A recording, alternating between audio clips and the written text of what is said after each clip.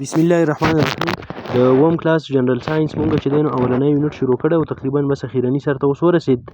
اوس نننی چې کوم ټاپک دی هغه دی کی پوینټس، اهم نکات. دا چې کوم د دې خو باب ویلی شو، دا چپټر د دې هغه اهم خبرې دلته په یو سنټنس کې راغوښتي دي. نو اکثر خلک داسې کار کوي چې دا په کلاس په دوران کې په ویلو کې پرېږدي سټوډنټانو ته. نو دې پرېښودل نه دي پکار، دا یو قسم خلاصه ده او یو قسم ریویژن دی. که کومې خبرې ستاسو نه هېري نو واپس په دې کې تاسو بیا زده کولی شئ. نو کی پوینټس اهم نکات کې نمبر 1 ویو چې پلانټس هیو ټو سیسټمز، په بوټو کې دوه نظامونه دي. هغه دا دي د آی ای مطلب دی دیټ هغه نظامونه دا دي: روټ سیستم یو د جوړو نظام دی چې د ځمکې نه د لاندې دی. اینډ شوټ سیستم یو هغه نظام دی چې د ځمکې د پاسه دی. په شوټ سیستم کې زموږ سره څانګې راځي، برانچز سټیم تنه پکې راځي، لیوز پاڼې پکې راځي، فلاور ګلونه پکې راځي. دغه حصې ته شوټ سیستم وایي د بوټي. دویم نمبر 2 ورکړی دی زایلم ټرانسپورټ واټر اینډ فلویم ټرانسپورټ فوډ. زایلم چې کوم رګونه واړه واړه نري نري رګونه تاسو ویلي د هغه ټرانسپورټیشن کوي، ترسیل کوي، وړل کوي د اوبو. اینډ فلویم او دا فلویم چې کوم رګونه دا ټرانسپورټ ترسیل کوي د خوراک. نو د خوراک لپاره چې کوم رګونه په بوټي کې هغه تاسو ویلي هغه فلویم رګونه دي، او چې کوم د اوبو لپاره دي هغه زایلم دي. اوس 3 نمبر خبره دا چې ترانسپیریشن از د لاز اف واټر فرام د ایریل parts of the plant mainly from the leaves. ترانسپیریشن څه شی دی؟ د بخاراتو وتل دي چې دا اوبه په یو شکل کې په وړو وړو قطرو په شکل کې د دې بوټي نه بهر ته وځي، دغه ته ترانسپیریشن ویل تاسو. اوس ترانسپیریشن دلته په دې جمله کې داسې وایي چې از د لاز اف واټر، دا د اوبو اخراج دی د بوټي د ایریل پارټس نه، د بره حصو نه، هوایي حصې چې کومې دي، خاص کر مینلی خاص کر فرام د لیوز د پاڼو، دغه ته ترانسپیریشن وایي. بیا دوی وایي چې لیوز میک فوډ، پاڼې خوراک جوړوي تیاری بای فوټوسینتھیسس، د فوټوسینتھیسس په عمل باندې. فوټوسینتھیسس کین ناٹ ټیک پلیس، فوټوسینتھیسس به نه کیږي if any of the light, carbon dioxide, chlorophyll, water or suitable temperature is not available. که چېرته زموږ سره یو یا اوبه یا رڼا یا کاربن ډای اکساید ګیس یا کلوروفیل یا صحیح موزون درجه حرارت ولنی، نو بیا به د فوټوسینتھیسس د عمل نه کیږي. مثال په توګه که ډېره زیاته یخني واورې پرېوځي نو بیا په بوټو کې چې دی نو پاڼې نه کېږي د واورو سره. نو بیا ډېر کلوروفیل دا شین رنګ ته لري، چې پاڼې پکې نه، نو بیا هم فوټوسینتھیسس نه کېږي. کاربن ډای اکساید نه، لایټ یا رڼا نه، په تیاره کې بوټی نه لګي، نو بیا هم پکې فوټوسینتھیسس د عمل نه کېږي د خوراک تیارولو. نو تاسو ته په دې جمله کې دا خبره کوي چې چېرته په دې ټولو څیزونو کې یو هم نه نو فوټوسینتھیسس به په بوټي کې نه کېږي. بل خبره دا کوي چې ریسپایریشن از د بریک ډاون اف فود ټو ګیټ انرژي. ریسپایریشن د تنفس داسې یو نظام دی، یو قسم په ساده پښتو کې ته دا ویلی شي چې د ساه اخیستلو نظام. خو دا ساه اخیستل چې مونږ کوو نو دا خو مونږ په پیپړو باندې کوو، که انسان ته فکر وکړي. خو چې کله پیپړو ته دا ساه لاړ شي دا به تاسو په تفصیل کې ووایي د هیومن په سټرکچر کې، په اناټمي کې. نو هلته بیا دا ساه اخیستو والا ګیس صرف په پیپړو کې نه ایسار زموږ سره، دا چې دی نو د وجود هرې حصې ته راسي. نو په دې وجه باندې دا خبره دلته کوي چې یاره دا ریسپایریشن چې دی نو دا د ساه اخیستلو داسې نظام نه چې دا ګورې په سیل کې کېږي. دا به تاسو ویلی مې په هغه تیر یو دغه کې تاسو ووایو په دې ویډیو کې چې ریسپایریشن چې کوم دی نو داسې عمل دی چې دا په سیل کې کېږي، د ساه اخیستلو داسې نظام دی. نو د اکسیجن ګیس چې کوم مونږ په پیپړو باندې راکاږو نو دا زموږ د وجود هرې حصې ته راسي. نو دغه شانتې کار په بوټي کې هم دی. د بوټي په هر حصه کې په هر سیل کې د اکسیجن ګیس ضرورت وي، ریسپایریشن پکې کېږي.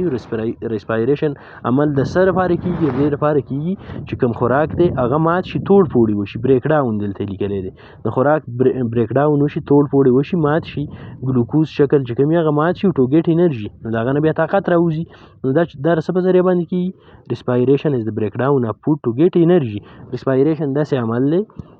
چې په دې کې خوراک ماتېږي او څه ترې راوځي؟ طاقت ترې راوځي. لیوز آر بیسټ اډاپټډ ټو پرفارم د پروسیس اف فوټوسینتھیسس. پاڼې چې کومې دي نو وایي دا غوره ځایونه دي. بیسټ اډاپټډ مطلب دا دی بهترین او غوره ځایونه دي ټو پرفارم چې وکړي سرانجام کړي د پروسیس اف فوټوسینتھیسس، د فوټوسینتھیسس عمل په بوټي کې په پاڼه کې کېږي. نو هغه تاسو ویلي چې په پاڼه کې ولې کېږي، د هغه لپاره څه خصوصیات د پاڼې تاسو ویلي چې دغه په وجه باندې کېږي. په تېر شویو لیکچرو کې تاسو کتلی شئ چې لیوز از بیسټ سایټ فار فوټوسینتھیسس، داسې یو ټاپک پکې دی. بیا بل خبره دوی کوي چې پلانټ سیل پرفارم ریسپایریشن ټو ریلیز انرژي فرام فود. د بوټو خلیې چې کومې دي نو هغه دا عمل کوي د ریسپایریشن او د خوراک نه چې دی نو طاقت او انرژي ریلیز کوي خارجي ته، نو بیا هغه بوټي کې ورکوي، بوټي په غټېږي ځان نه استعمالوي. دغه ځای پورې دا چې دی نو دغه کی پوینټ. اوس ام سی کیوز دي ورکړي دي د دې چپټر. ملټیپل چایس کوېسچن، د ام مطلب دی ملټیپل، د سی مطلب د چایس او د کیو اس مطلب د کوېسچنز. داسې سوالونه چې په هغه کې د مختلفو ستا د چایس ستا د مرضۍ جواب به پکې ته ګوري، صحیح او موقته به نښه کړې. جوابونه ورسره ډېري 3 4 یا 5 یو ته به پکې ته نښه کړې نو چوز د کریکټ اپشن چې کوم یو صحیح دی هغه ته پکې نښه وکړه. نمبر 1 د روټ سیسټم which get water from deep underground source is، د جرړې هغه نظام چې هغه اوبه اخلي په ځمکه کې د ژورې ځمکې نه، د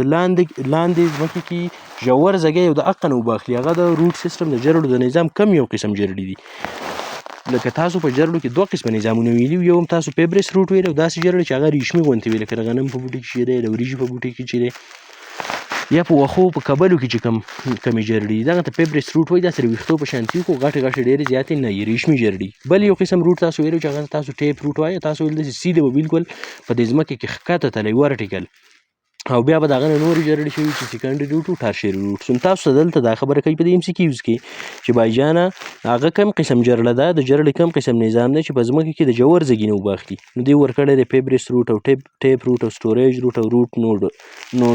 نوډیولز که نه. نو دغه خو مختلف اپشن شو، خو دوی کې چې صحیح یو کم دی نو هغه دا نیغه جرړه چې کومه ښکته تلي، لکه زموږ په علاقو کې تاسو د غوز دا ونه وګورئ او دا تاسو کله یو بوټی راوباسئ د ځمکې نه، نو هغه کې داسې جرړې چې بالکل ښکته په سیدایۍ باندې تلي که نه ورټیکلي سیده یو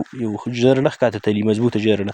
نو دغه بي نمبر اپشن ټیک دی. چې ټیپ روټس کم دی، د ټیپ روټس چې کوم سیسټم دی نظام دی په هغه کې چې دی پرایمري روټ یو سیده جرړه ښکته تلي، بیا ترې غاړو ته نورې جرړې تلي هغه ته سیکنډري روټ وایي، او ټرشري وړې جرړې پکې ته ټرشري روټ وایي. نو دغه داسې نظام دی چې دغه په ځمکه کې د ژور ځګي نه چې دی نو اوبه حاصلوي. نو ټیپ روټس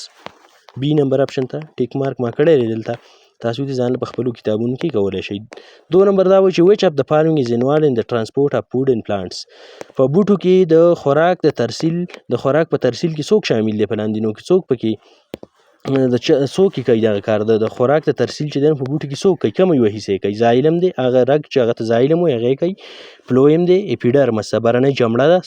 که میزوفیل او دا ټول نه دي، ځکه چې میزوفیل خوراک ته رایي دغه هم نه دی، زایلم اوبه وړي، اپیډرمس حفاظت کوي. نو فلویم بي نمبر اپشن چې کوم دلته دی، نو فلویم داسې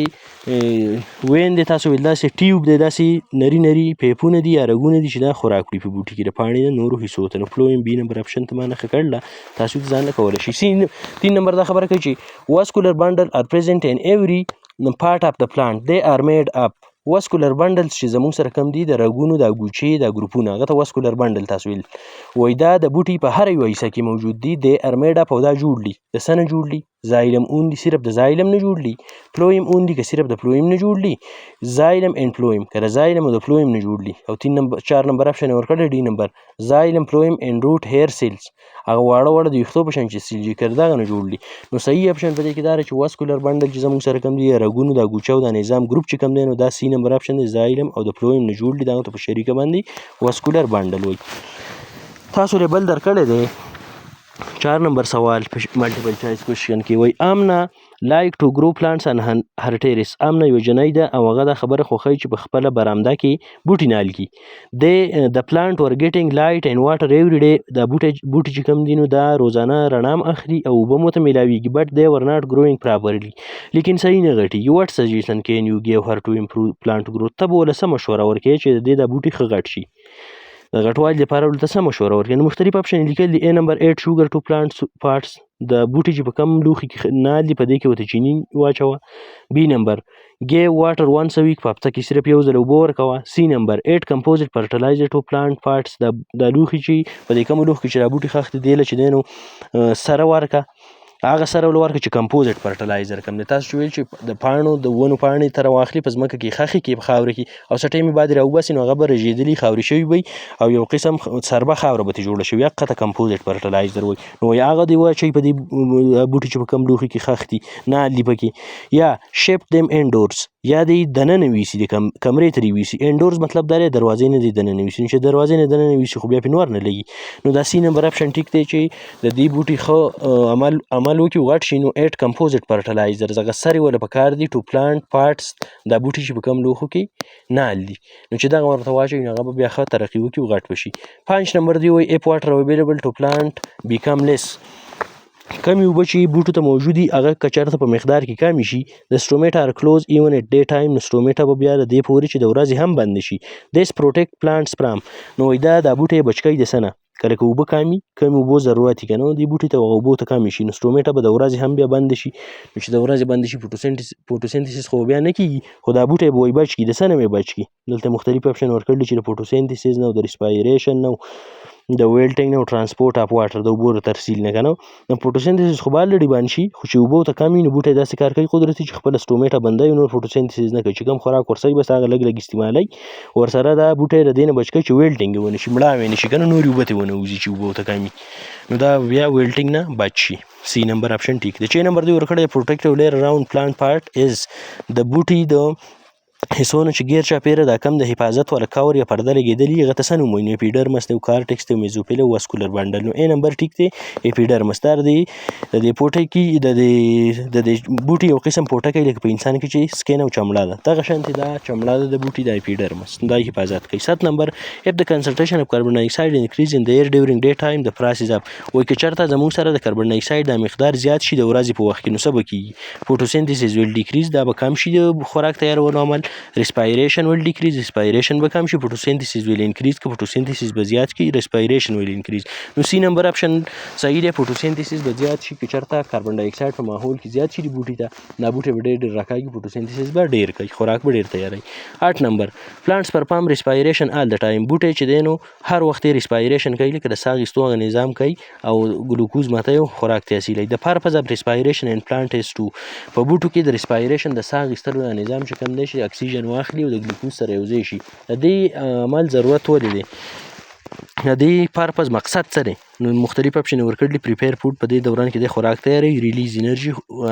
طاقت قوت خارجي د سیل نه ابزارب انرژي کې انرژي جذب کوي مینټین هیلثي گروث که صحتمند نشنما برقرار ساتي نو بی نمبر چې کوم اپشن دی چې ریلیز انرژي دا خبره ټیک ده چې دا بوټي هر وخت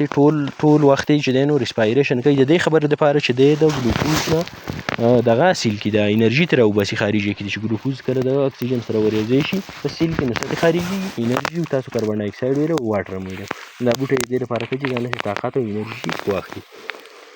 بل دوی ورکړی دی په دې بله صفحه باندې 9 نمبر وایي if you stay under tree at night you can feel laziness due to وایي که ته چېرته د شپې نه د ونې لاندې څملې نو ته به داسې چکر محسوسوې په خپل سر کې چکر به ورباندې راځي که نه سر باندې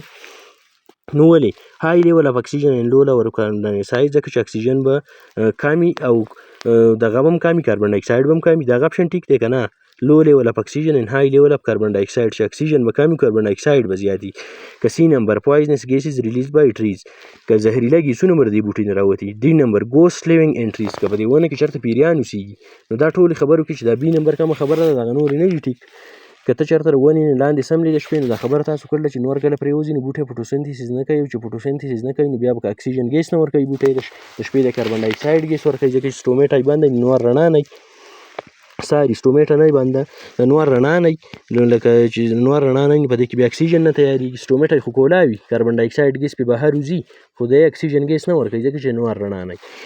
نو که ته د ونې لاندې د شپې څملې نو اکسیجن ګیس به تا ته نه میلاویږي بلکې تا ته به های لیول اف کاربن ډای اکساید تا ته به ډېر زیات کاربن ډای اکساید میلاویږي نو ستا په هډوکو باندې به درد هم راځي او سر به در باندې هم تاویږي راتاویږي چکر به باندې راځي نو بي نمبر اپشن پکې ټیک دی which of the following is the correct word equation for respiration په دې لاندې کې وایي تاسو دا ووایئ چې هغه کم یو دی چې د الفاظ لیکل دي چې respiration صحیح ظاهروي زموږ سره هغه کم یو اکویشن دی نو مختلف دوی لیکل دي خو که ډي نمبر ته تاسو وګورئ نو دغه یو صحیح دی چې ګلوکوز او اکسیجن نه یو ځای شي په سیل کې کله که نه مونږ په ساه اخیستو په دوران کې اکسیجن واخلو او زمونږ په هر یو سیل کې یا د بوټي په سیل کې صحیح دلته خبره د بوټو روانه ده د بوټو په سیل کې ګلوکوز پکې دی خوراک چې کوم دی اکسیجن او ګلوکوز رایوځای شي نو کاربن ډای اکساید جوړ شي واټر اوبه ترې جوړ شي انرژي طاقت ترې د بوټي دپاره راوځي او راخارج شي همدغه ځای پورې دا چپټر شو که ستاسو دا لیکچر شو ورپسې به ټرو فالس کوو که ستاسو څه کوېسچن وي تپوس هم وي نو تاسو یې زما نه په کمنټ کې کولی شئ